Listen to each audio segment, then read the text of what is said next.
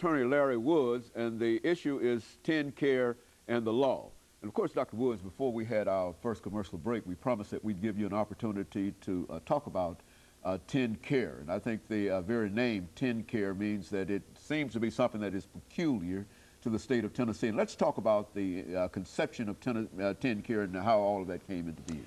TnCare is Tennessee's unique version of Medicaid. And it all started about 15 years ago under Governor Ned McWhorter. Governor McWhorter proposed and created and got authorization and permission from Medicaid in Washington to shape and mold our own Medicaid program in Tennessee and change how it operates.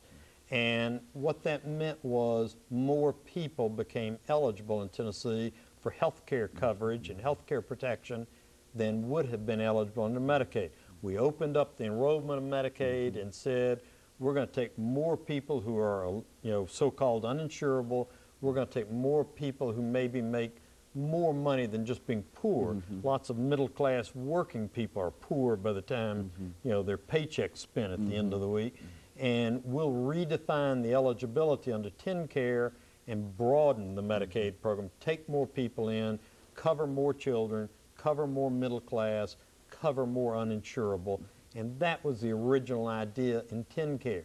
So it was really a twin focus by Governor McWhorter in Tennessee in the early days 15 years ago. Number one, we'll expand health care coverage. That's good for everybody. Right, good. And number two, by leaving Medicaid and starting our own TnCare program, we get more money from Washington. We get more federal dollars. This is a matching program, Medicaid is, and TnCare is, where the federal government puts up a certain percentage of the money, the state puts up a percentage, and under Medicaid, the majority of the money comes from the federal government. Under TnCare, we get even more federal dollars. So that's one of the terribly important financial reasons that we want to preserve TnCare. If we have to drop TnCare and go back to Medicaid, we're going to lose federal dollars. We're going to cut the revenue flow. Obviously, we all want to avoid doing that if we can. So 15 years or so ago, we started this TnCare program, and for the first couple of years, it looked like it was going well, but then the problems started. And some of these problems we can control, some we can't, but the problems over the last decade have been, number one, medical cost inflation has risen very, very sharply. And that's a national and international problem, not a Tennessee problem. The cost of hospital care, the cost of medical treatment, the cost of prescription drugs has just risen very sharply, far faster than general inflation in the economy, and that puts a terrific financial strain on a government insurance program like TnCare. Second, the managed care organizations, these medical groups that were formed and came in to manage the TnCare program for our citizens and to take advantage of the TnCare programs, did not perform as we expected them to, just were not as effective as we expected them to be, and they lobbied and got the law, or the administration of the law, changed in the late 1990s so that they were no longer financially at risk. In other words, their incentive to save costs disappeared, or at least went down dramatically because they were no longer financially at risk. So between medical cost inflation and the MCOs not being at risk, the financial cost of TnCare got out of control. And the final factor that really financially crippled us on TnCare was that the Sundquist administration, I think they tried their best, but when they went to Washington, to the agency in charge called CMS, to renegotiate what the federal matching dollars are going to be, they did it wrong. They just got the formula wrong. They wound up leaving literally hundreds of millions of dollars on the table in Washington that we could have had. And again, I'm not trying to blame anybody. I think they were trying their best. They just didn't get it quite right. As a result of those triple factors, medical cost inflation, the MCOs not being at risk, the mistakes on the formula in Washington, by the time we get to Governor Bredesen coming into office 2 years ago, we're really facing a crisis in the financing for TnCare.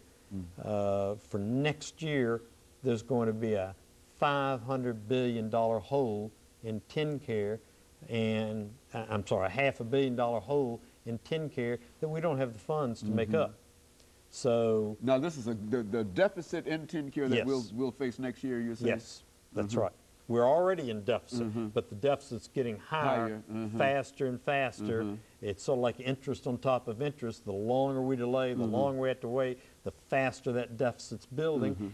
And it's gotten to the point where financing TnCare now threatens our capability to finance education in the state, to finance safety and security and police work, to finance the highway system, et cetera. It's going to swallow up the entire budget if we don't get it under control. So the current problem, the current disagreement in TnCare between the TnCare advocates and Governor Bredesen is how do we make up this financial shortfall? Everybody wants to keep as many people as we can on TnCare. Everybody wants universal health care coverage if we can do it. And frankly, everybody agrees that the present TnCare program is not sustainable. It cannot continue. It cannot exist. There's no doubt about that. I mean, there's no doubt about it. There's nobody trying to pressure anybody into doing anything. The very fact is that we just don't have, it can't work this way. Yeah, we just don't have the money, even with the federal matching dollars. Both sides, every side in the TnCare disagreement agrees the program is not sustainable. That's just unfortunate, but we live in an economy and in a state where we don't have enough revenue coming in to make up the missing federal dollars that we don't have enough of for this particular program. So that presents us with the crux of the problem. What do we do to make up that deficit? And, you know, the choices are twofold, really. We either cut some services, cut some coverage, or we find some new revenue.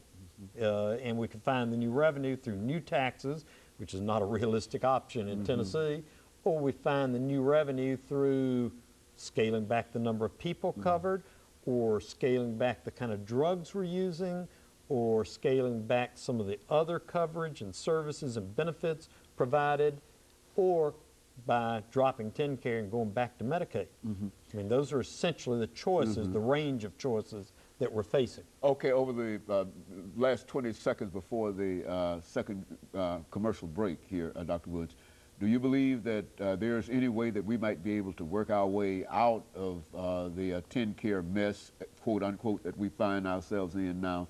And I say that because I'm going to allow you to deal with that over the last segment of this particular show, and we'll be back with our audience following this very short commercial break. TnCare and the law